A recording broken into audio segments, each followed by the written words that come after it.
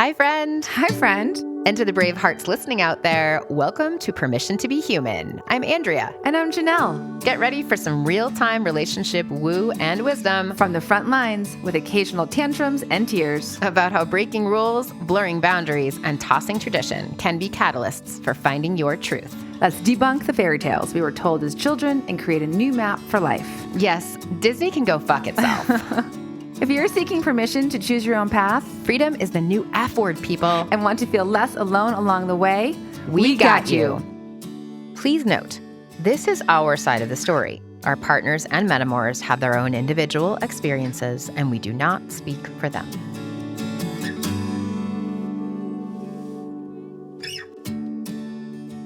Welcome to another episode of Permission to be Human. I'm Andrea. And I'm Janelle. Hey, Bravehearts.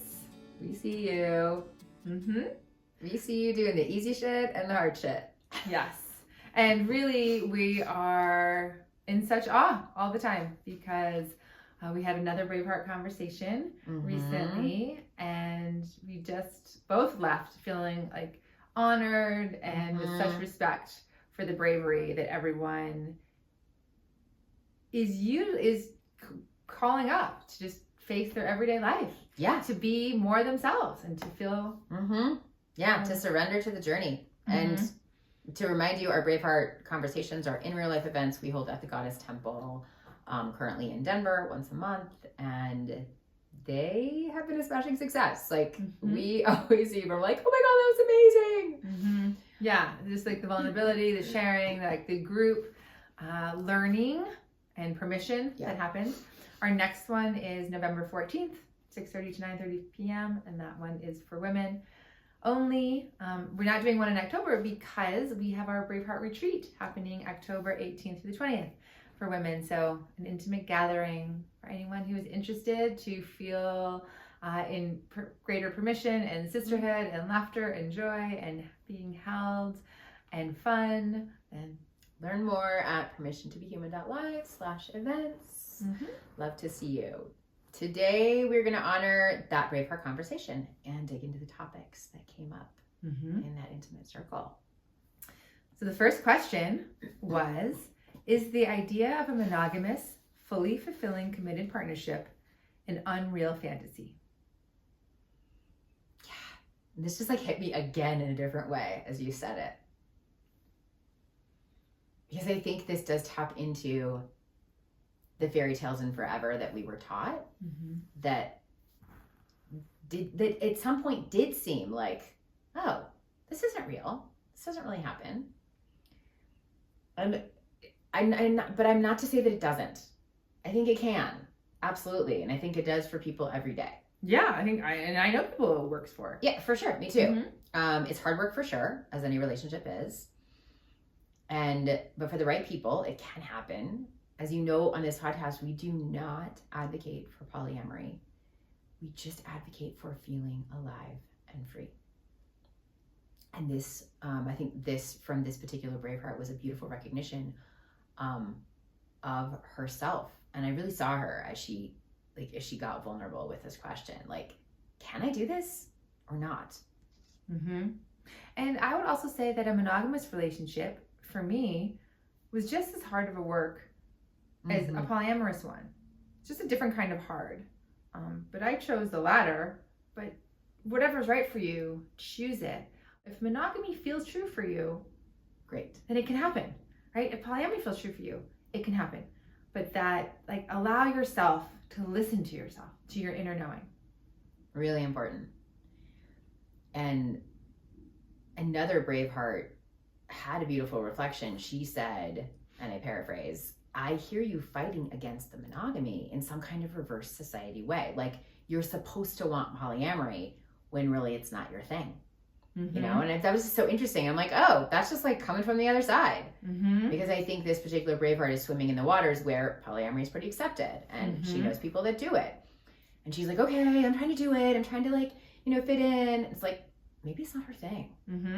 Because I will say that polyamory was right for me and my partner at this particular stage of my marriage, in my specific situation, having gotten married in my 20s, pre-personal growth, having built trust and family and foundation with my husband. I have no idea if polyamory would have been right for me in a different context. When I was 25, when I was 35, when I was 40, if I hadn't had a child, if I'd had 3 children, I don't know. Like, all I know is my situation right now and how it made me feel. Yes. And I also honor that what you're describing is the spectrum. Whatever we are, whatever our relationship format is, that is aligning with us in that moment, doesn't mean we're choosing that forever. Yeah. Relationship formats can vary. You can be monogamous with the same person that you are polyamorous with a year or 2 later. And then you can also choose to go back to being monogamous with that same person. All of it is available. My takeaway is, like, what we want is available to us if we're holding on to the present and not saying, oh, this is what it has to look like forever and ever. So what comes up for me as you say that, and this has happened before, is this feeling of commitment, right? I hear kind of the past generation's voice in my head saying, yes, but some things you commit to, and there's value in commitment, and there's honor in commitment. And so I think that is something that I struggle with, that, no, I don't want to just change my mind every 5 months, you know? And so too much change isn't good either. I hear you about the point about commitment, and I think it's a valid question to reflect on. And what are you committed to?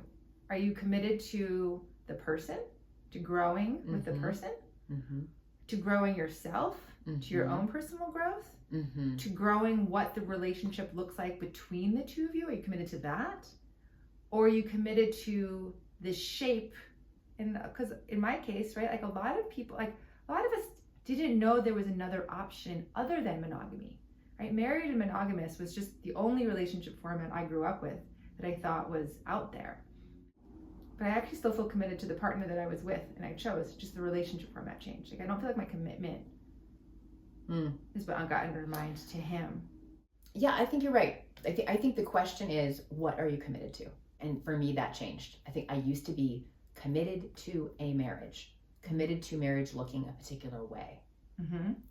And now I feel I am committed to my own becoming, my husband's becoming, us living with intention and love, no matter what that looks like. Beautiful. The same person asked this question as well. I have asked my primary to close our relationship for 2 months, and he's very unhappy to stop seeing his girlfriends of a year and is fully poly himself. I need a break. Will this ever work? This is really interesting. Big meta model to recognize ourselves. And it is something I feel like I'm finally on the other side of, but it was a doozy. Let me explain. I remember Janelle and I used to start so many of our Voxer messages leading with our partner's name rather than our own names. And how they felt. Yes. Sometimes I was speaking for him. Sometimes I was projecting onto him. I was leading with his feelings, with what I wanted for him. I remember doing this even during a medicine journey in Costa Rica. And you'd be like, so what's happening, Andrea? And I'd be like, I'd start with his name and you were like, no, we're going to start again. Like, so it's really hard sometimes to just tap into ourselves, right? We heard her in this question focusing more on her partner's journey and feelings than on her own. It's tricky. It's a mind fuck. She's actually doing a brave thing by drawing her own boundaries here. Bravo. But what comes next is what I struggled with too, is that for me, I would draw a boundary and then I would point to my partner for not liking it, when really the responsibility was on me to change my situation because it was not right for me. Sometimes these lessons, we learn them again and again. And again and again, like this morning. But I wasn't willing, like I was too afraid. I was too worried about losing them, even though maybe losing them would have been the right thing to do. I was holding on to that imagined reality so tightly. Oh my God, fuck you. Like, this is like what Janelle said to me this morning. Okay, and I typed this. I'm Bravehearts. I'm laughing. Oh my gosh. Because my heart is so open towards Andrea right now. But I'm laughing because it's just such a reminder that like we learn a lesson. We think, oh, we've got it. We've got this thing figured out. And then we, as you said, we go right back around the mountain. We're back to the same spot of the mountain, but a little bit higher. So new perspective. Maybe we've got greater capacity. We can endure more, or we've got greater capacity. But the same lesson is there. Yeah. And that's what happened to Andrea this morning. Yeah. And that imagined reality is, as that Braveheart mentioned, like, well, you know, I want to be happy and old together. I see my parents doing that. And I still get that.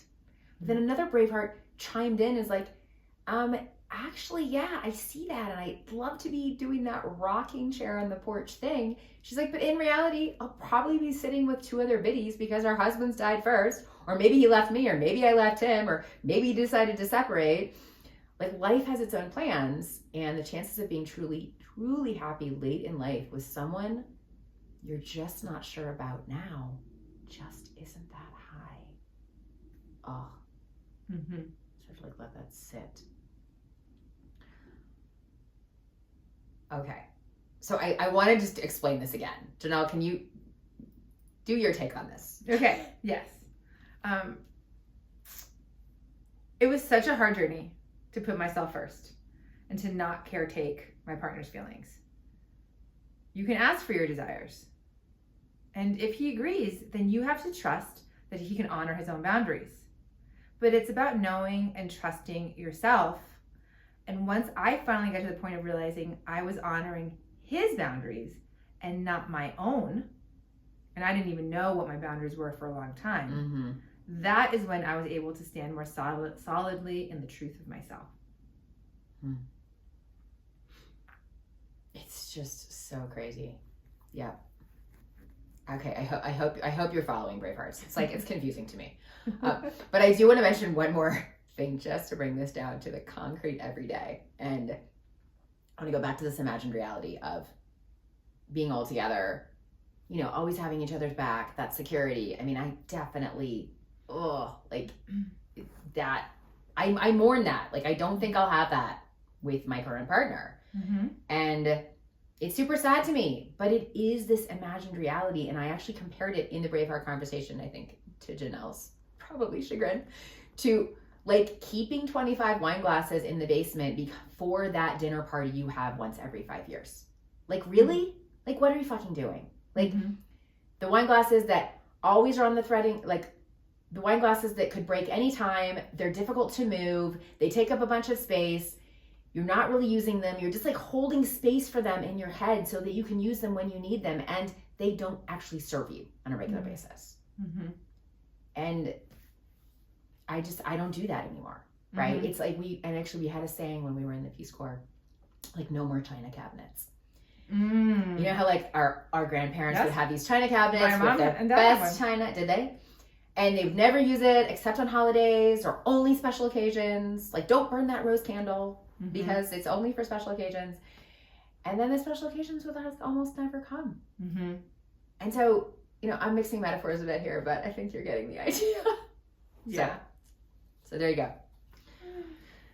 All right, next question. I've always been a very sexual person until now.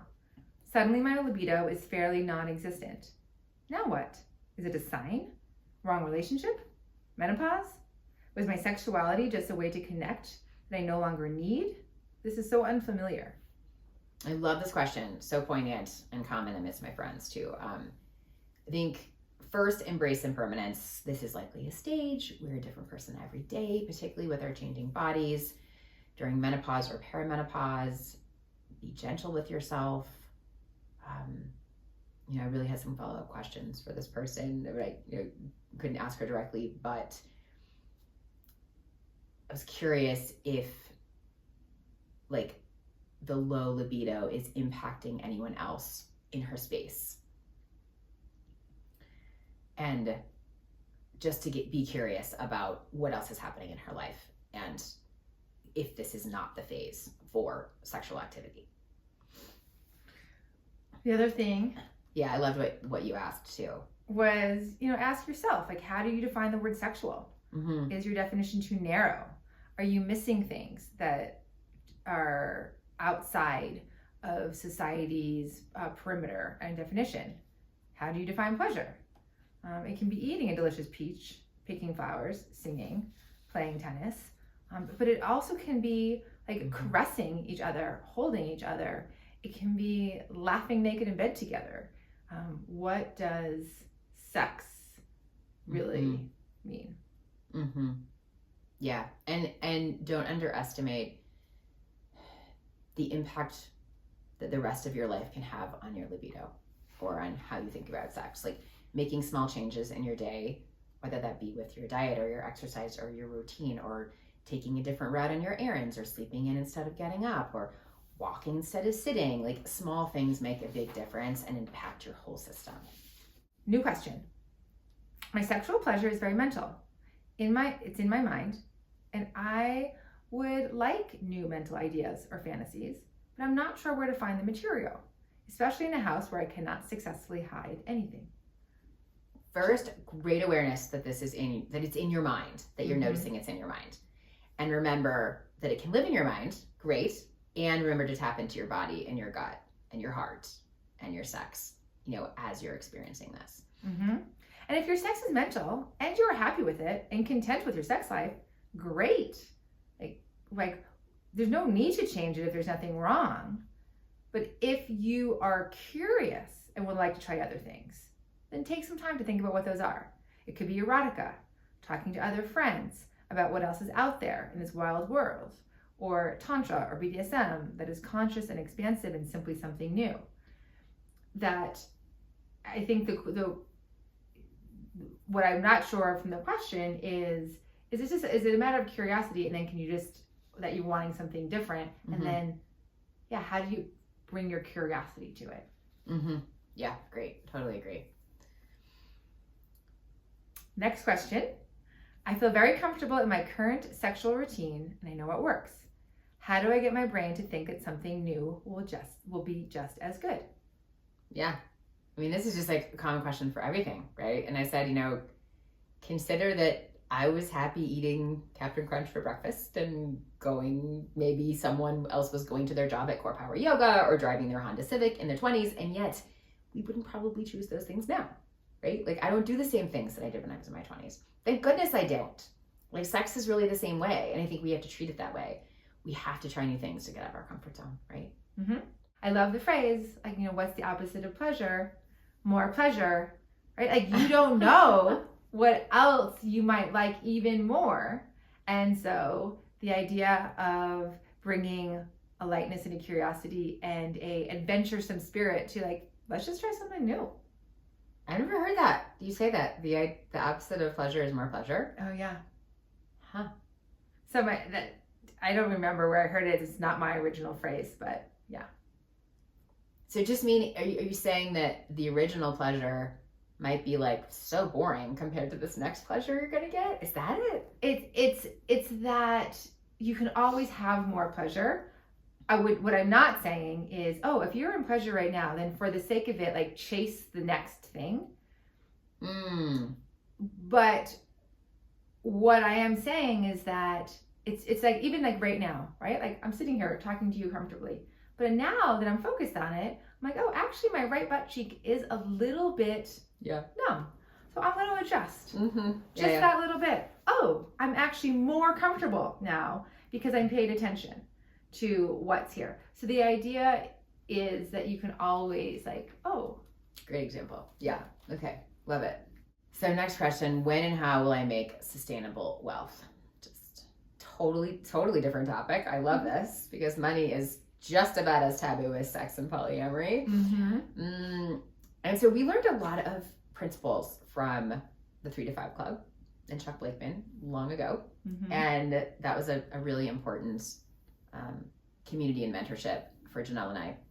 One of the ideas was make more money in less time by creating passive income. That is truly the path of an entrepreneur versus a solopreneur. Like, how can you scale so that you are actually making more money in less time? Another principle was identify where your strengths are. Identify your strengths and the things you want to do and where they overlap, right? You might be really good at accounting, but not like doing accounting, right? So really identify those two circles and how they overlap in a Venn diagram. Envision and map out your ideal lifestyle. And this is much bigger the way that they presented it, but I often use this phrase now. I feel like I started using this maybe 10, 12 years ago, where someone was asking, well, should I have a second child or not? And I was like, really, it's not about the second child. It's what do you want your life to look like? And that is the ideal lifestyle, right? It's not about oh, should I start this business, or should I end this business, or should I delegate, or should I open another location? It's like, what do you want your life to look like? And then come back from there. Right? Yes. I would like to do a call out to someone who I know and who's listening, who is a doctor. And I only know 2 women who said this to me. When they were in medical school and then in residency, they looked around and said, what doctors have the lifestyle that they want? Love it. They chose, both of them chose careers. One was in orthopedics or PT, and the other one is in pediatric allergies, where there's no emergencies. There is no on-call hours that are happening on the weekends. There's no midnight call, get me out of bed, come in. And in both cases, because they're not urgent, they were also able to work part-time. Like straight out of residency, they opted to work 3 days a week. And I just remember being flabbergasted, because the fact that they had asked themselves what lifestyle they wanted, that was not a, I mean, I didn't become a doctor, but that was not a question I even knew to ask myself. No. It was always like, what job? What do you want to do? Yeah. And so I think that's a really potent one. It is. The other principle is find a community, not just a coach, to get outside eyes and perspectives on your business. And we both reap the benefits of this so much by having that 3 to 5 club community. Yes. And we also have our coach, May, right now, who's also giving us outside eyes. So both are true. Absolutely. Outside eyes are key. Yeah. Some other things are, for me, that came up were like, how do you define sustainable wealth? These are just kind of questions that I have. Yeah. And what goals or dreams do you have that your current situation is not meeting? And are there new ways, as Andrea just said, like new eyes on a situation, that your desires could be met with the amount of money that you are making now? Yeah. And a point that I just want to make about passive income, one of my friends and very successful entrepreneurs, Ali Katz, has said to me that she's like, now, it's not she's poo-pooing passive income, but she was like, do something that you love and make money doing it. And regardless of how much money that you're making, if you love what you're doing, then that is going to make a big difference. And so a lot of people were focused on the passive income, but then ultimately still unsatisfied with life because they hadn't figured out what it is that they wanted to do with their life. Oh, yeah. I would definitely say find what you want to do first. Yes. And then do the passive income. Yes. Absolutely. Yeah. Okay, that does make sense. And one more principle that I missed is don't forget to identify your why. Like, this is a non-financial goal, something that cannot be checked off, cannot be crossed out. Like, oh, did that. Like, what is your why?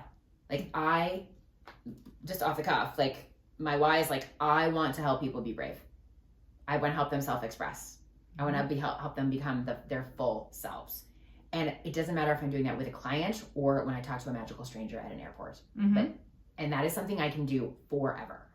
Because there will always be people who I feel like need to hear that and help come through. Yes, I agree. And then for me, my why is I want to normalize the need for education and skills in the areas of pleasure and intimacy so that we can have more fulfilling relationships. Like, what I learned was so impactful to my homecoming to myself, to my heart, that now I want to help others. Beautiful. Don't forget your why. Okay. How does it look to fully embrace intimacy while keeping independence? Right. Let's say it again. Yeah. How does it look to fully embrace intimacy while keeping independence? Can they be combined, or are they mutually exclusive? I do think they can be combined. And I think this is one of the biggest, most beautiful and complex dances of a partnership. This is part of why I've talked about the A versus H model. And I'll review it quickly now, that when my husband and I got married, we saw some other marriages, and we had been conditioned by society about what marriage looked like.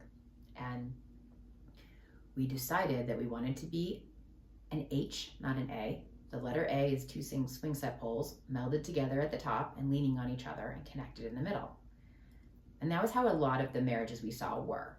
They were kind of one unit, and there was a closed sky above them. And we knew that if one fell, the other would too. But they were connected, and that worked for a lot of people.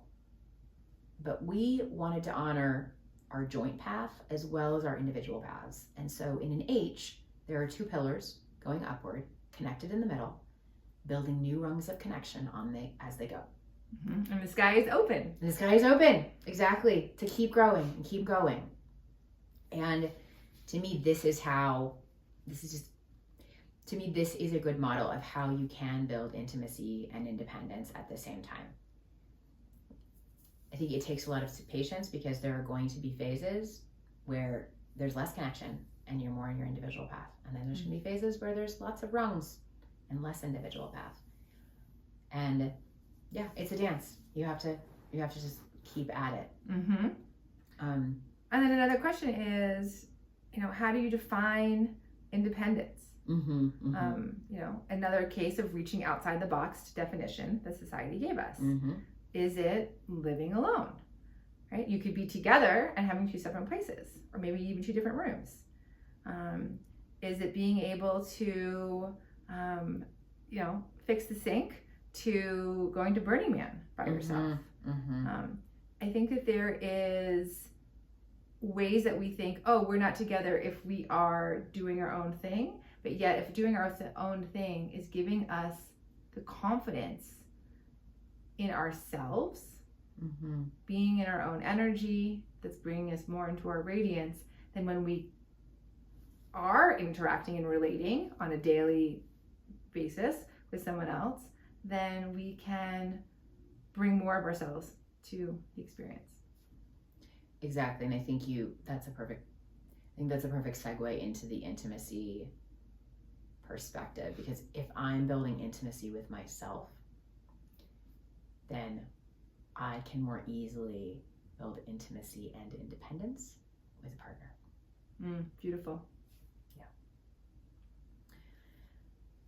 Next question was, what's your experience being a Dom sexually? What were your fears? What do I need to let go of? And Janelle's got this one. I love being a Dom. The training that I got from Rupani and Lauren Harkness was phenomenal. It was my first deep exposure into BDSM and kink, and I've come to view BDSM as a spiritual path. I see it as the most misunderstood and profound healing modality that I've been exposed to. And being a Dom and a Tantrika has resulted in me having so much more compassion for men. So when the question here about like fears is, yes, I have security screenings in place, but there has not been one client that I have felt fear with. And that is a recognition, like what I actually just feel is their heart, their sometimes confusion, their desire to be liked and desired and wanted. And what being a Dom has done is taken away the fear and built in so much more compassion. But what did it also require me to let go of, right? I also had to let go of any shame I had around pleasure and intimacy to that kind of healing. Beautiful. And Next question is, how do you determine if women are trustworthy, specifically to engage with sexually with me and my man? Coming from perspective of eros, discernment versus fear and protection. A lot of different ideas going on there. Mm-hmm. And love this question because this is one of the ways that Andrea and I became super close. Mm-hmm. In the moment that I recognized that I was poly. Mm-hmm. I have been with other women before, but being with a woman who I thought of as a sister and a best friend, who I laughed with and had so much fun with, whom I trusted, was so much more fun and nourishing. Mm-hmm. And, you know, she and I were with my husband, and the next day, many years ago, many years ago, actually the very beginning of our friendship. I mean, this is what I say, like, and the next day when we checked in, and then we moved on. We had work to do. We were already close business partners, and our threesome at that time, and our threesome was not at all defining of our relationship, but it was very enriching to it. We allowed us to expand the definition of sisterhood to include what felt alive in that moment. We didn't stop ourselves based on what society would have said, but it happened, I think, one other time. And in general, our sexual energy is not something that's alive between us, but we allowed it to flow when it was. And I will say that I already have the ability to deeply trust women. And I have deep trust. I had deep trust with Andrea, but it was already like in my system. So if you are a woman who struggles to trust women, then a threesome may be challenging, even if it is with a friend. Yeah, good advice. I think years ago, I would have, and I probably would still do this a lot, like I would have stalked them. I would have asked a lot of questions. Like, this is just what I do. Like, those are not bad ideas.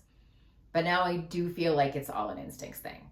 Like, this is true when I meet a client online or on a Zoom call, or when I did some online dating earlier this year. I mean, I definitely recommend a one-on-one meeting first to establish rapport on your own, one-on-one, for sure. Breathe together. But I really follow my instincts now, and they just don't let me down. Like, it's very, you know, of course, occasionally I'm wrong, but in general, I notice how my body feels. I notice my energy of attraction or non-attraction. And I would even advise having the RBDSMA conversation, relationships, boundaries, desires, sexual health, meaning, aftercare conversation with this woman on your own, and then again with her and your partner. Start slow, keep an open heart, set intentions, follow your body. Yeah, that's where I'd start. Yeah. Okay. Yeah. And that was our Bravehearts conversation. Lots of juicy topics as usual. Yeah, thanks. Thank you. It feels so enlivening to us to be in community, as we just, we talked about community.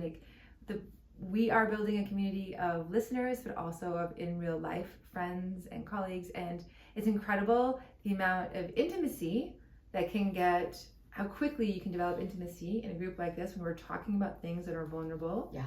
And that helps us feel less alone on this journey.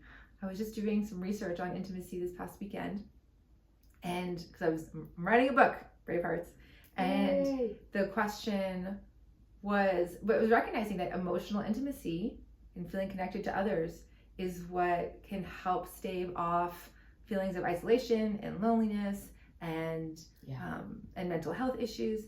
And being able to share these deep ideas, feelings, longings, desires with a group of strangers is actually really nourishing for the soul.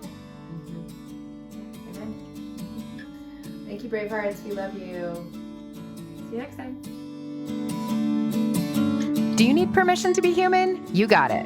Listen, subscribe, and review on Apple, Spotify, or wherever you get your podcasts.